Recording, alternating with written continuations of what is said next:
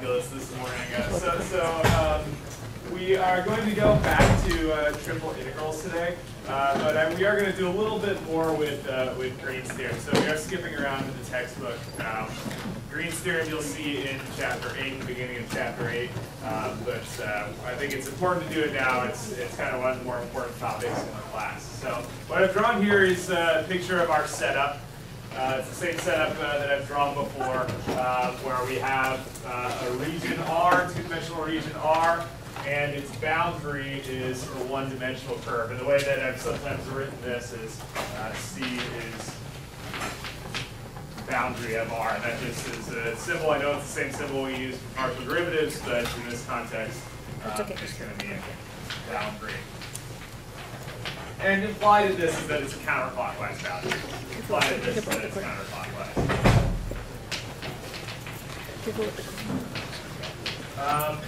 All right, so remember what Green's theorem says. I've written this a couple ways. I'll write it again. I'll just say that the integral of the curl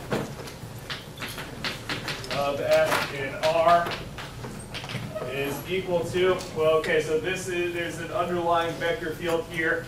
Usually I've just been calling the components P to Q.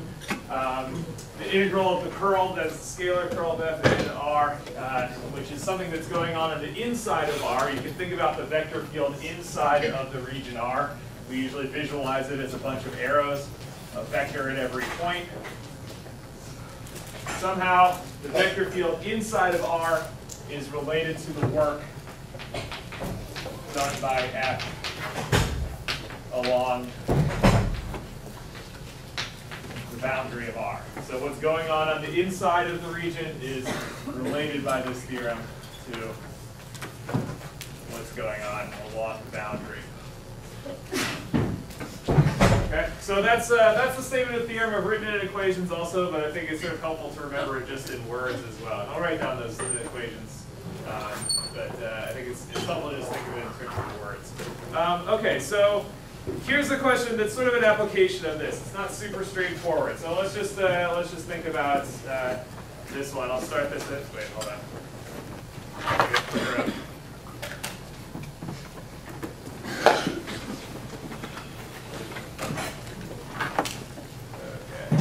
All right. So here's one sort of a conceptual question for you. So which one of these right? I'm telling you the work done by F along that half C,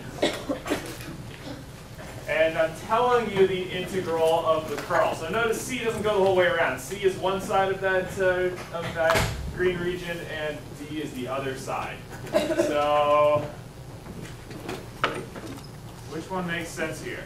Again, I know it's 8 a.m. Probably two more up late, but let's talk it over with the neighbor. Talk it over with neighbors. Maybe you can explain your logic. There's a few ways you can think this through, I think. But only one of these can be right. Sorry, let me get that out of the way. There we go.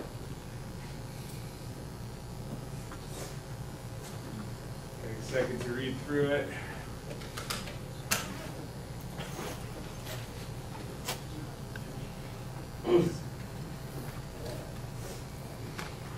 Return to the partner. Give him a high five. Give him a high five. Wake him up. Wax. What do you think here? Explain your logic.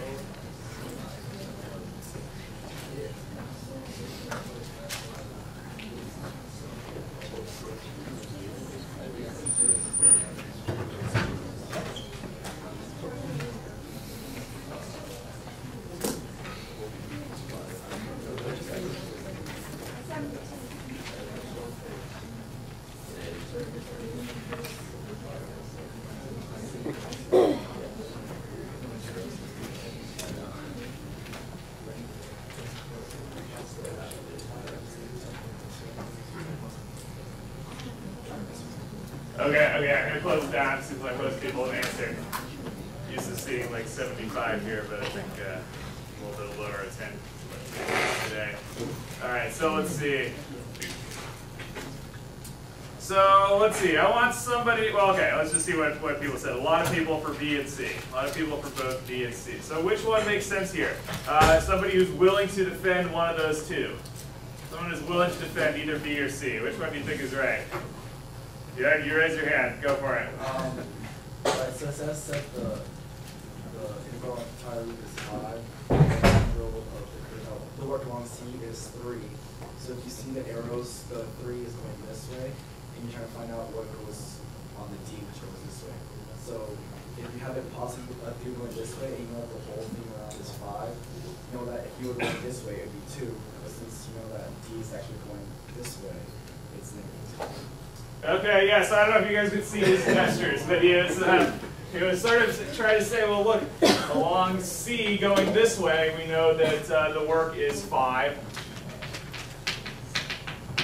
And we have this region R, right, that's in green. Again, I'm trying to be cute here. Wait, sorry. Work is 3. Sorry about that, yeah. Was that what you were going to say? Okay. We have this region R. We know that the integral of curl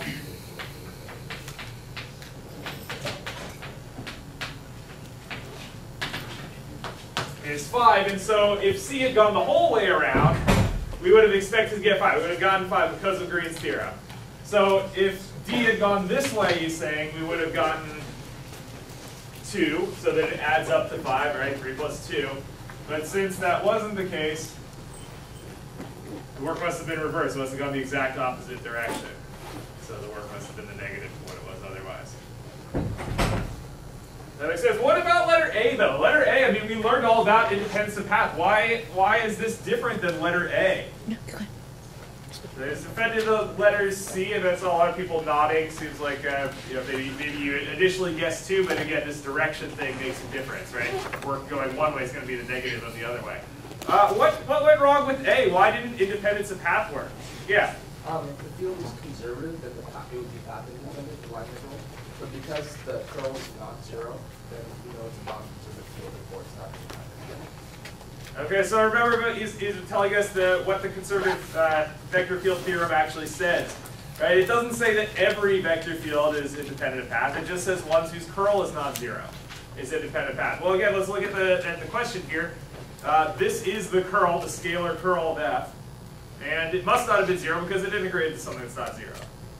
Yeah. So the conservative vector theorem, all 4 of those things must be false, right? The curl is non-zero, so therefore there's no independence of path. Therefore, the circulation is not always 0. And in fact, we can see here that the circulation isn't 0 just because, well, the circulation was 5 by Green's theorem. And so, therefore, there's no potential function either. Whatever this vector field PQ is, there's no potential function for it. What must this vector field have looked like, I think is an interesting question to think about. That you get a totally different amount of work, get a work of 3 going this way, but a work of -2 going this way. Let's think about what this vector field must have looked like in order to make something like this happen. These paths are almost the same. They're pretty close together. Well, if it's positive work here, arrows must have been more or less pointing in that direction. And if it was negative work along this one, they must have been more or less pointing backwards. Now think about what's going on inside R, right? It must be sort of rotating counterclockwise. You can sort of maybe visualize that since these arrows are going this way, these arrows are going this way, the curl is positive. It must be pretty big. It must be a pretty large value for scalar curl if it integrates to 5 in this smaller region. Okay, so just wanted to get some of that visual intuition as well. Let's go to another question here. Here's the vector field. It's pretty simple, just -y0. Find this integral. Find this work integral. Use Green's theorem. It'll be easier if you use Green's theorem. I'm not going to show you the options yet. I want you to work it out. So take a second on your own to work it out, and then if you're when you're ready, share what you're doing with the neighbor. If you're not sure how to set it up, talk to somebody sitting near you right away. I want to make sure that we're solid on this stuff. If you have homework due on Friday. And of course, dreaded midterm a week from Friday.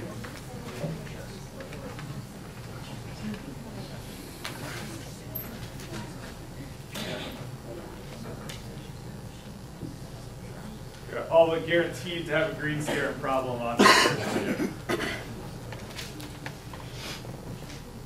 You can hold me to that. If I don't put one on, you can complain.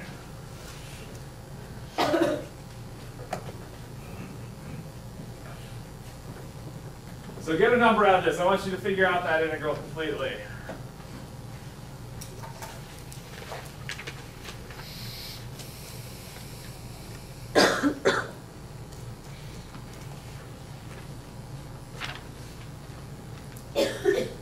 The option. I'll open it up. So if you've got an answer, you can say which one of these you got.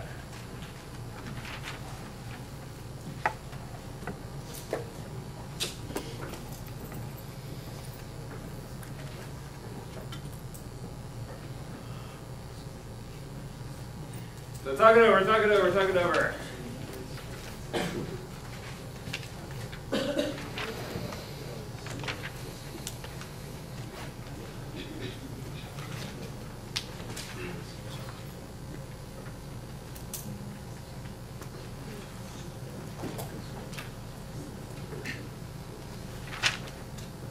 Seeing some blank faces and some blank notebooks. Someone get us started. So first of all, we know how to rewrite this. Scalar curl of f dA is equal to work. And so what I'm saying here, when I say use Green's theorem to do this problem, I said don't figure this out. This is probably hard. In fact, you can see that path has 3 components, right? That C is supposed to go the whole way around the region. And so instead of figuring this out, do a double integral. It's not such a hard region to set up as a double integral. Okay, so somebody help us out. What's the curl? As we get going here. What's the curl of that vector field? 0. Curl of that vector field, 0. So let's see. Now be careful. Another way of writing this, of course, is dq dx minus dp dy.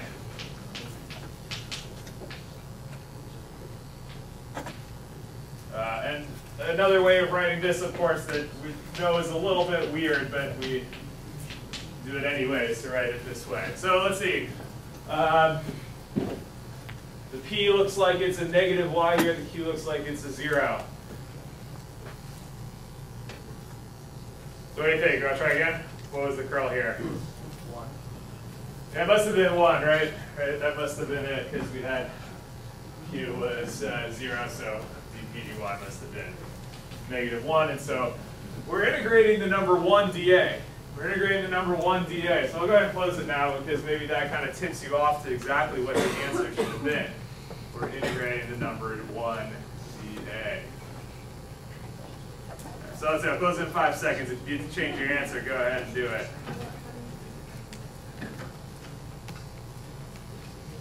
But that was a big hint. All right, so in this problem, and I'll just talk us through because this is a point that I want to make anyway, is that we had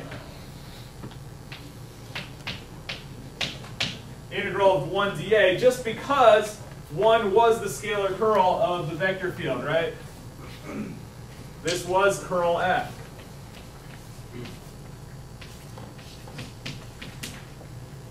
And the whole point is that this should have been equal to integral along that boundary, right?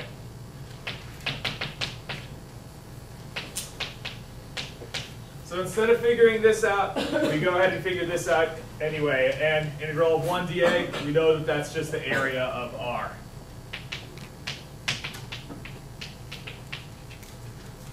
Yeah, and so since this is a triangle, you can just use geometry here. You don't even have to actually do the integral. Right? You can just use geometry and see what the area is.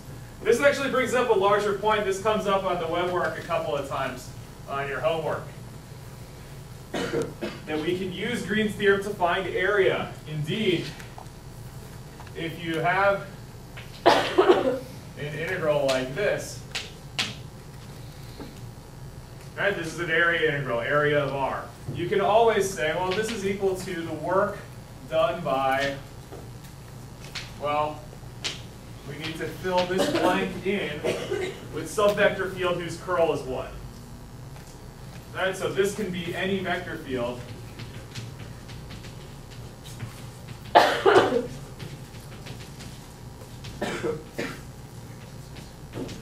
with a scalar curl of 1.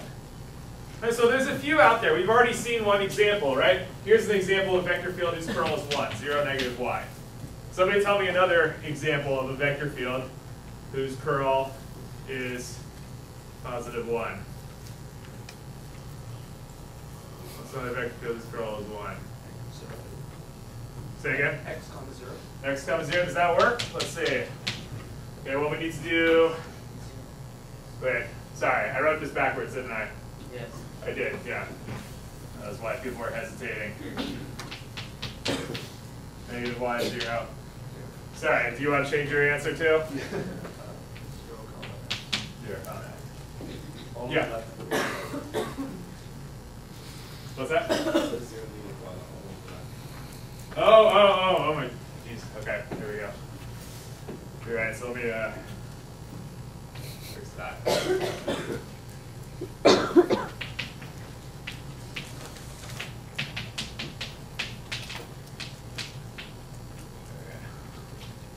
Cool.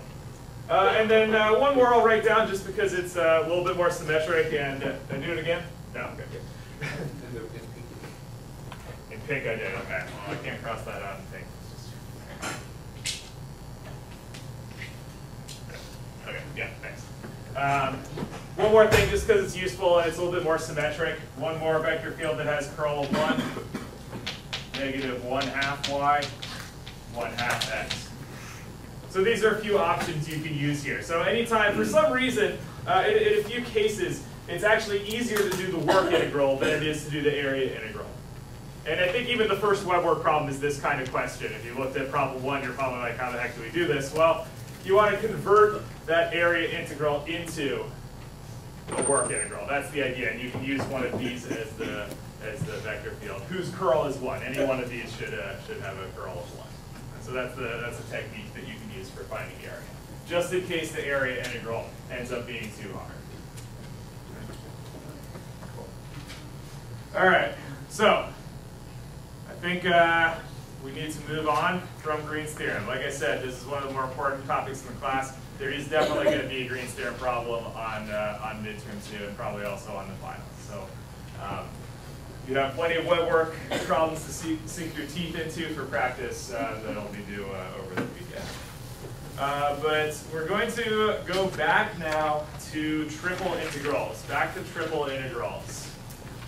Okay, so can I erase this? Are there questions on Green's theorem before it all goes away and you have to figure it all out on your own?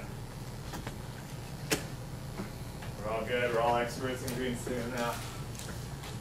It'll be one of a few theorems, important theorems that relates to different kinds of integrals. This related to double integral, to a work integral. We'll see a few more kinds of integrals, a few more kinds of theorems that relate to other types of integrals later in the course. But let me write down an example here. Let me write down an example for us of a triple integral.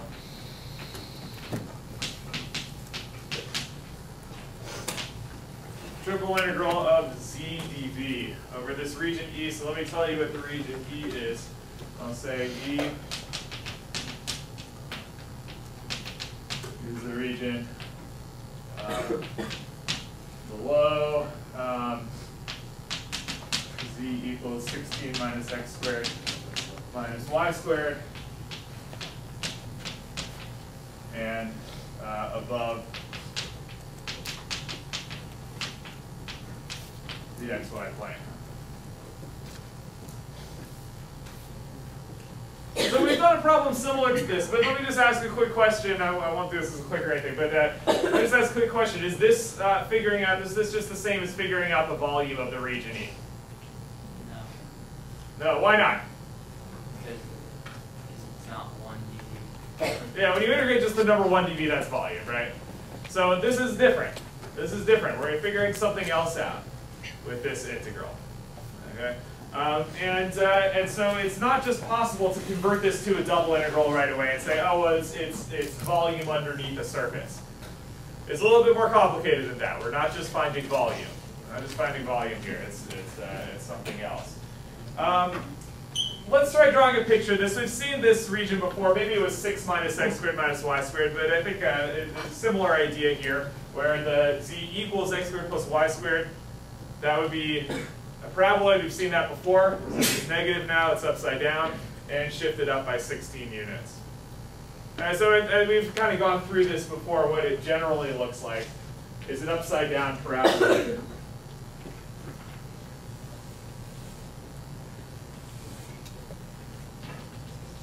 And we've also sort of thought through the process of figuring out the bounds here. We said, okay, well, look, the xy plane, when it says above the xy plane is really z equals 0, so that's why I sort of stopped at z equals 0. And in fact, we could write this down with inequalities. We can say something like z is greater than or equal to 0, less than or equal to 16 minus x squared minus y squared. Now, if you remember, when we did a problem similar to this before, I said, well, look, wouldn't it be great to use polar coordinates here? If you look at kind of the footprint in the xy plane, it's a circle. Polar coordinates are great for circles. Now, this is not a double integral the way I've written it. It's really a triple integral. And when we use a combination of z and polar coordinates, there's another name for that. We just call that cylindrical coordinates. It's nothing too complicated. It's another coordinate system, this time in 3 dimensions. And I'll write this down, the conversions here, but it's nothing you don't already know. So it's sort of combining z along with the polar coordinates. So cylindrical coordinates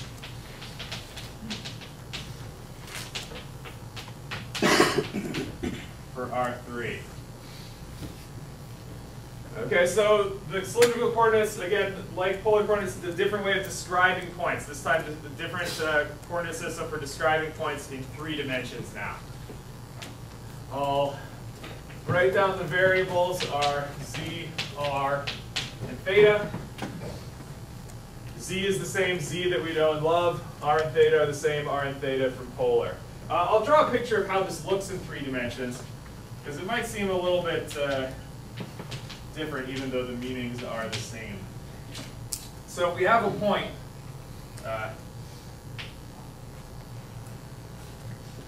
We have a particular point, and let me just draw where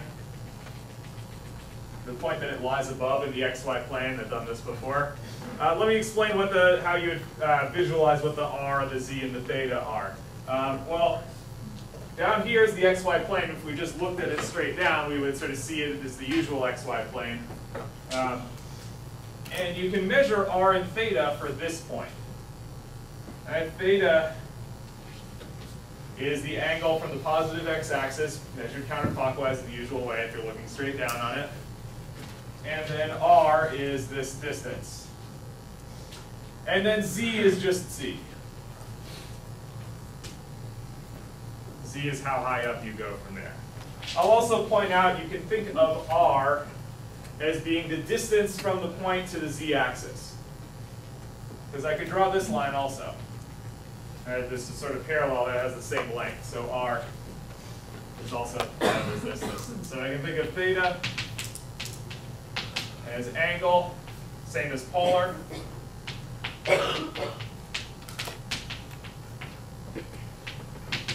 R is distance from the z-axis.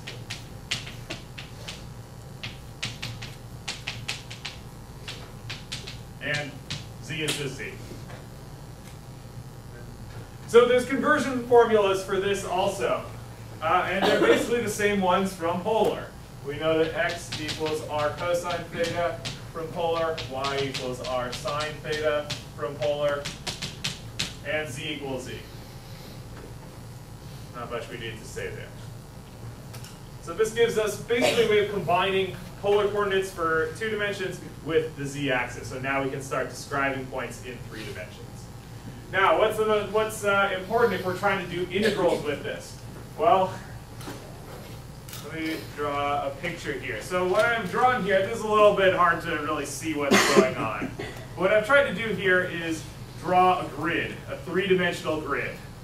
slicing up a cylinder, and you can see why I call it cylindrical coordinates now, right? This looks like a cylinder. I've tried to draw a three-dimensional grid where we've sliced by radius. You can sort of see these concentric circles up at the top where the hand is, maybe. You can see that I've sliced by angle. Those are these sort of angular pizza slice things. And I've also sliced by z. This may be the hardest to see, but I've sliced by layer as well. Okay, so when we were first learning about triple integrals, we said, okay, well, dv is supposed to be the area of each grid box. Or sorry, the volume of each grid box. Well, if in x, y's, and z's, that's easy. It's length times width times height. Delta x times delta y times delta z. And so in x, y's, and z's,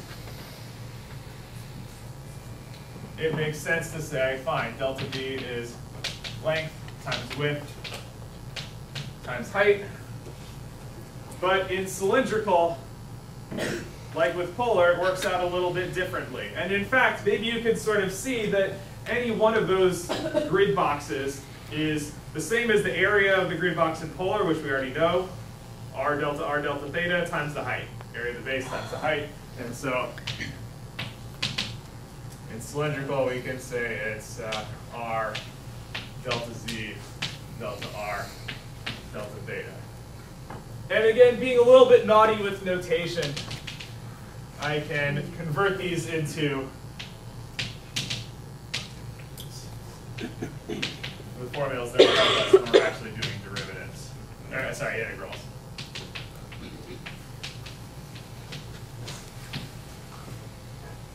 Okay, and so when we're doing cylindrical integrals using cylindrical coordinates, this is the one that we're going to have to use.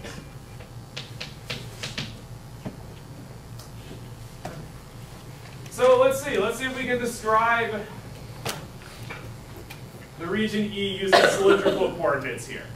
See if we can describe the region E using cylindrical coordinates here. Okay, so when we convert to a coordinate system, like I said with polar, we have to convert three things. First of all, we have to worry about the bounds, we have to worry about the function, and we have to worry about the dv. And so just like with polar, we have to worry about bounds, function, and dv. So we have to convert all three of those. So let's think about this particular region. It looks like we can say what the bounds for z are. I've already sort of set that up.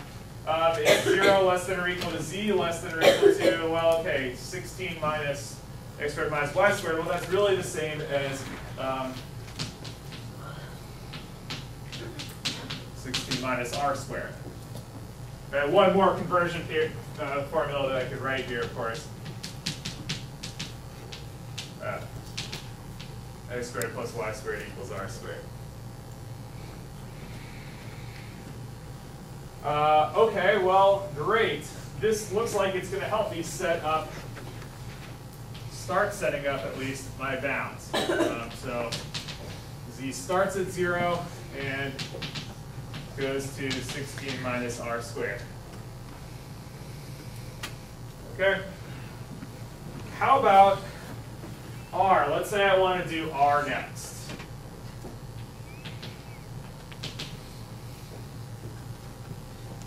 Let's say I want to do r next.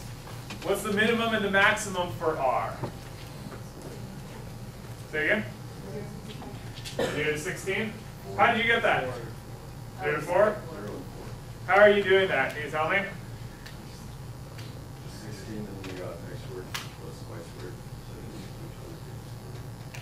Okay, so you're saying your step was setting this equal to 0 or less than 0. Okay, yeah. So remember, this is sort of like using the transitive property of inequalities, right? Implied in this is that 16 minus r squared is greater than or equal to 0. And so this helps us get some bounds for r. Okay, so yes, let's just be careful here.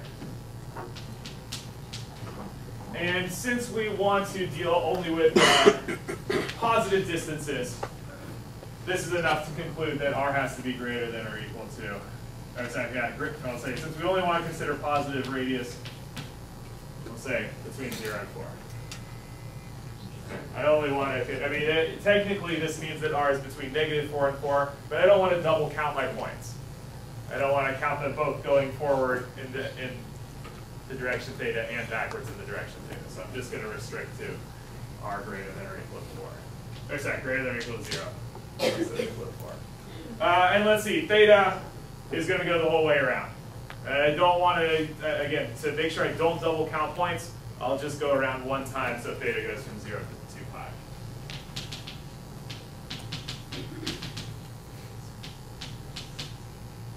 Okay. So I've done one of the 3 steps. I've converted my bounds. Now let's convert the function. So, my bounds. Now let's convert the function. So the function was just z. So I need to convert that to cylindrical coordinates. So that looks pretty easy. Converting the function wasn't a problem here, right? Z equals z. So I can just leave that part. That's convenient.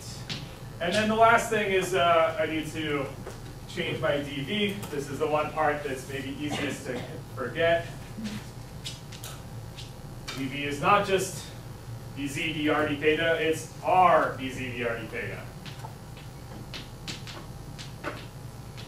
And I'll make sure I write these in the correct order so that they line up the way I was intending.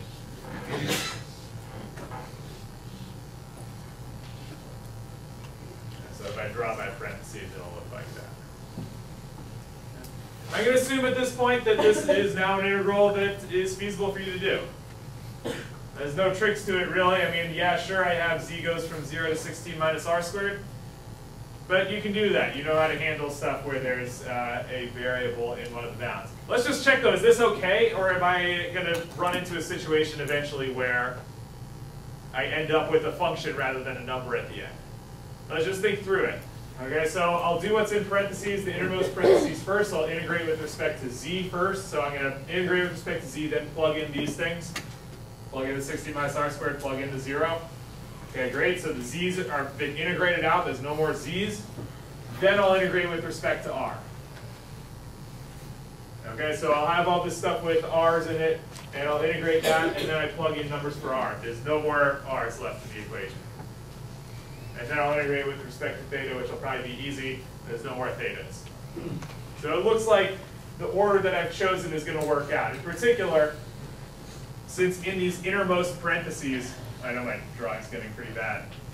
In here, as I've said before, r and theta are constant. Since the dr and the d theta are outside these parentheses, I don't need to worry about r and theta changing. They can be part of the bounds because r is technically inside the parentheses treated as a constant. So fine, it's just one constant to another in that context. So I'll leave that as an exercise just because you know, I want to make sure we get to a couple more examples, and I think setting it up is usually the hard part here. Do people want to see the first step or two on this, or is this? A couple people were like vigorously shaking their head. No more integrals. We're done with that. Let's try one on your own. Let's try one on your own. I know this is a tricky technique to master. This is a tricky technique to master. This one is just volume.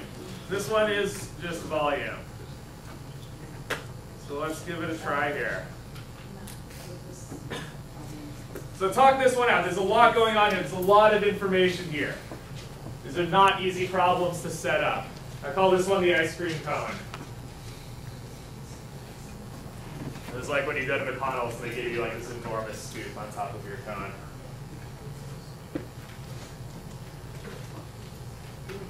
Let's read through it. I'm telling you,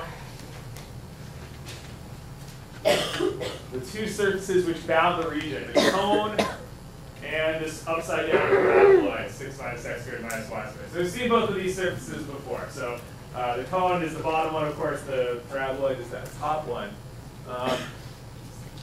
How do we set this up? How do we set this up? Which one of these makes sense?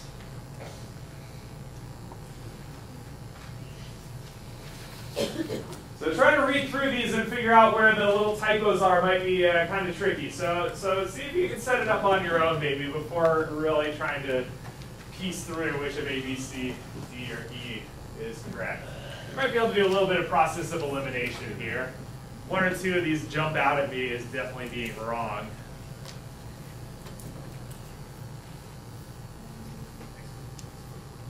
But we have to be careful.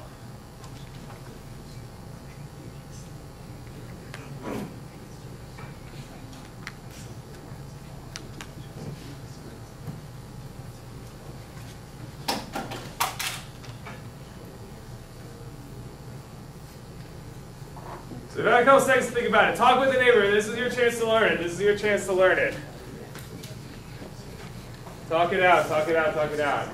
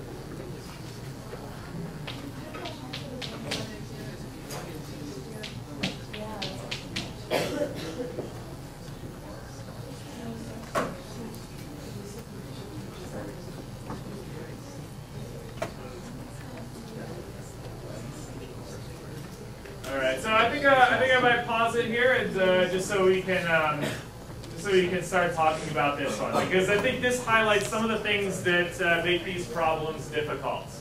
This highlights a few things that can make these problems difficult. And so let's see. I'll go ahead and stop it now. Okay.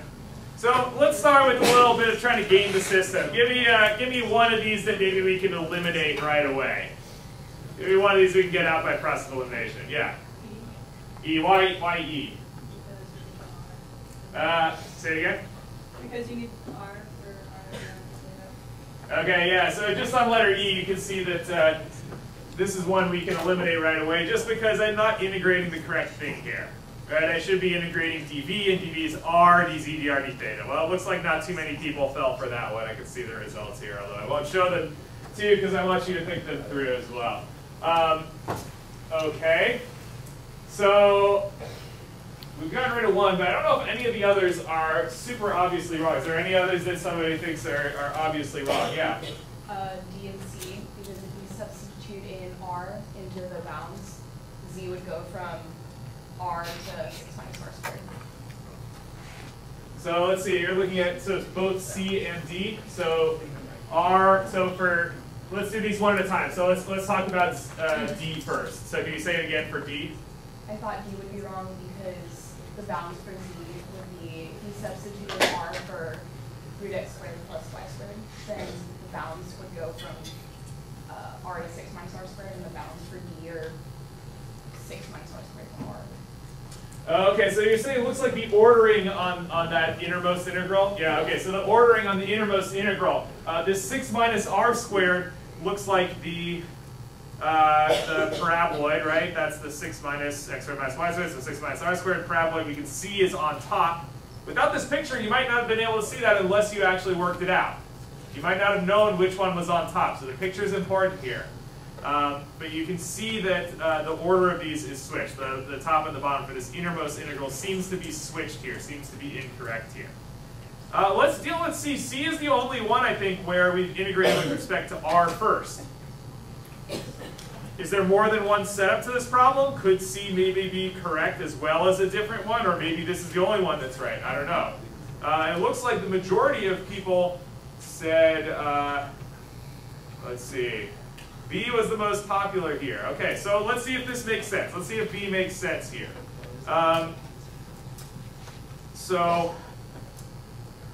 using what you just said, it makes sense to say z should be greater than or equal to r, based, again, on the picture and on the equations here, less than or equal to 6 minus r squared. Okay, so this is great. This gives us bounds for z. And z is in terms of r, so it looks like the way that I've written this so far suggests that z has to be on the inside, has to be the innermost integral, right? Otherwise, if I integrate with respect to r first and then z, I'm going to get problems, right? Because I'll have gotten rid of all the r's in the inner integral, and then all of a sudden I'm plugging in more. All right, so does this make sense here? Let me just show you something that wouldn't work. This is going to end up being wrong. I don't know what r goes from, I don't know, a to b, let's say, and then z goes from r to 6 minus r squared. So let me just, this is wrong, and let me just explain why it's wrong.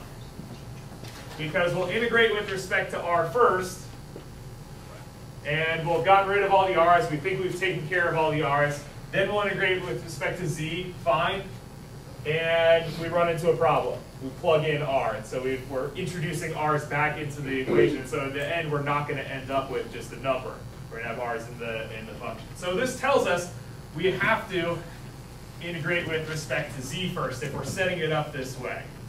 So let's see, r 6 minus r squared, so dz has to be kind of on the inside. I'm just going to assume it's r and then theta. Theta looks like it's going to go 0 to 2 pi. I'm not worried about that one too much. What about r here? So can we figure out the bounds on r? Is it just going to be one constant to another? Well, we can figure this out in a similar way, right? We can figure this out in a similar way. If we look right here, we can say, well, look, r has to be less than or equal to 6 minus r squared. How the heck do you figure that out? Well, there's a few ways. You can use quadratic formula. You can maybe just eyeball it and see what works. I did give you multiple choice here, so does 2 work? Does 3 work? Those are kind of the 2 options, right? So just looking at it, you can kind of figure it out if b ends up working here. In fact, if you did want to use quadratic formula, you could say r squared minus r squared plus r minus 6 greater than or equal to 0, and so r minus 3, or sorry, r plus 3, r minus 2 greater than or equal to 0. You can kind of figure out what it has to be. R equals -3 doesn't really make sense.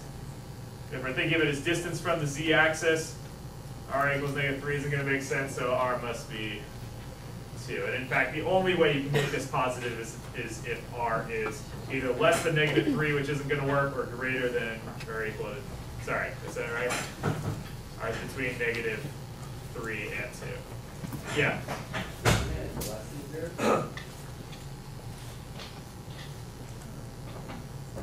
Oh, you're right. Sorry, I flipped that one. I shouldn't have.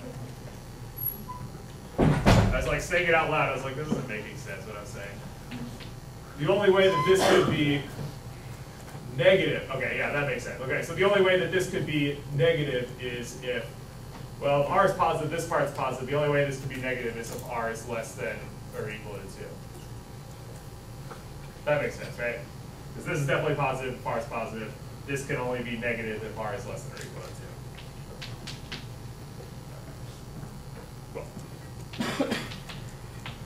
Or sorry, not equals. It has to be less than or equal to 2. Is C also correct? And I'm pulling your leg here. There are 2 correct answers. Is it possible to switch these 2 and still get correct answer for C? I want to think this through. This is a tough one. This is a tough one to think through. Actually, let me just say something real quick. Sorry, well, okay, yeah. I want to contrast that to this problem. Okay, so let's just take a look at this picture for a second. We'll come back to this actual question in a second. But let's just take a look at this for a second and notice the difference. It's the same 2 surfaces. 6 minus x squared minus y squared, and the cone, z equals r, basically. But bounded in a different way. Okay, so let's keep that in mind for a second, but we'll come back here. because I want to address exactly why letter C isn't going to work. I know you sort of explained it, but I want to make sure we can all kind of follow as well.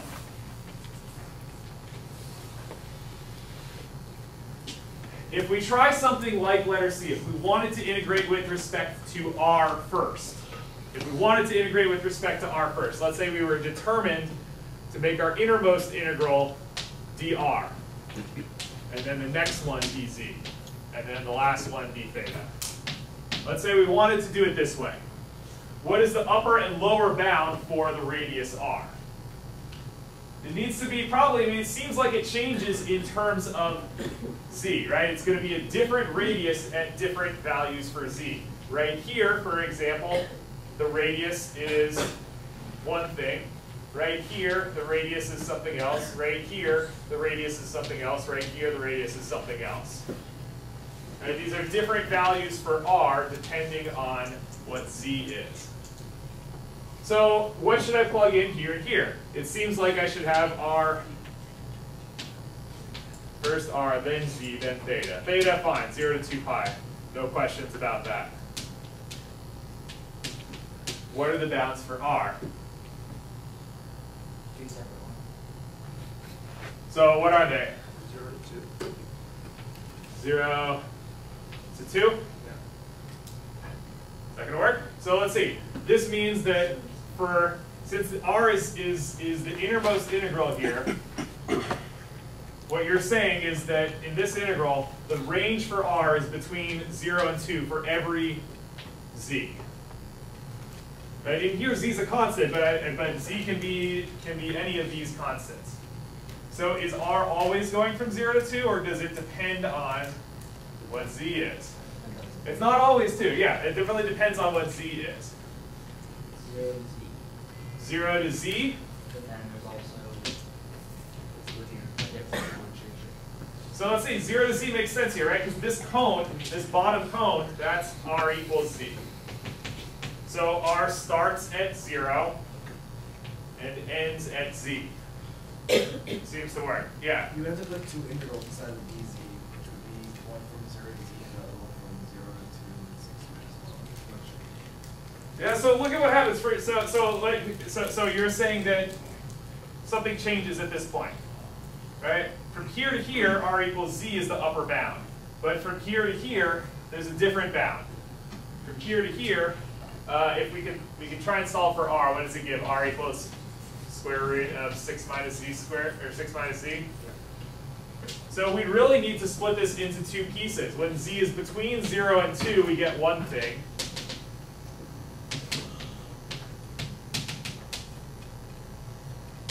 When z is between 2 and 6, we get something else. All right, for here, when z is between 2 and 6, the lower bound is still 0, fine. The lowest distance from the z-axis is still 0. But the upper bound is now not determined by the cone anymore, it's determined by the paraboloid. The paraboloid whose equation is this. Yeah? So we have to break it up because there's not just one function, it's a piecewise, there's one function, it's a piecewise function though. And so the only way really to evaluate it is to write it.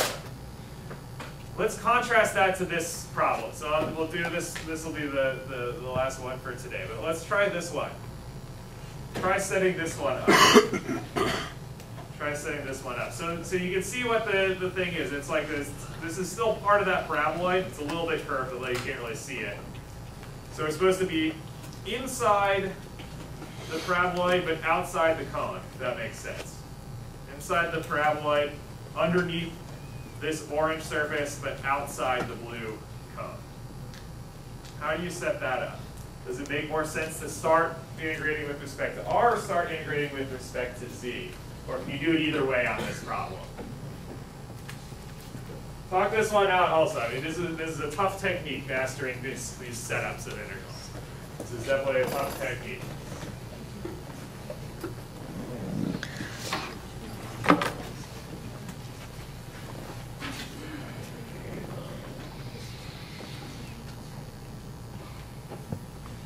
I'm being nice to you on all these. I'm just giving you problems that are just finding volume, so that you don't really have to do much in the way of converting the function. The function is just the number 1, right? It's just the number 1.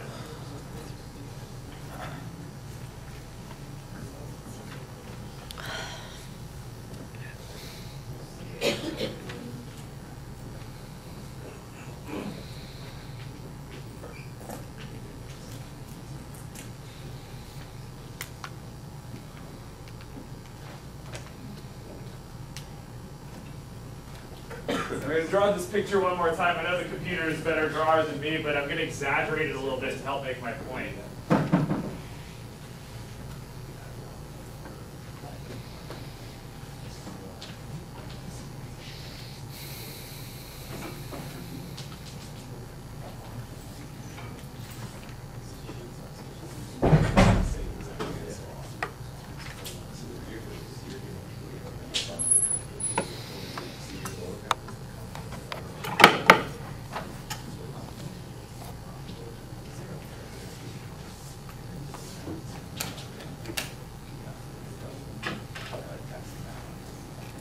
All right, so let's see. I'm going to go ahead and stop it just because we're running low on time. Okay. You have your answer and your credit. Okay, so a lot of people said letter B, but you're being a little bit silly. B is exactly the answer from last time, and there's a totally different region. So it couldn't have been B. Couldn't have been B. C is what a lot of people fell on, and let's just kind of look here. I'm not going to talk through it completely, but the radius doesn't start at 0. Right? The radius doesn't seem to start at 0. The radius starts at the outside of the cone and goes out to the bound of the paraboloid. Indeed, it doesn't make sense on these ones where z starts at anything other than 0 either.